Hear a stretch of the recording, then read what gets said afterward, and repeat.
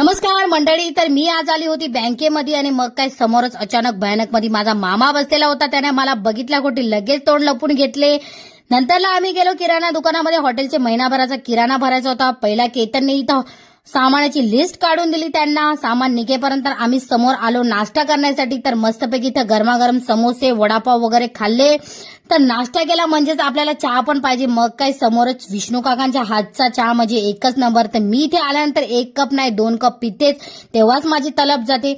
मग काय घरच्यांसाठी पण नाश्ता आम्ही पॅक करून घेतला. नंतर आम्ही परत आलो कटलरीचं सामान घेण्यासाठी हॉटेलचं.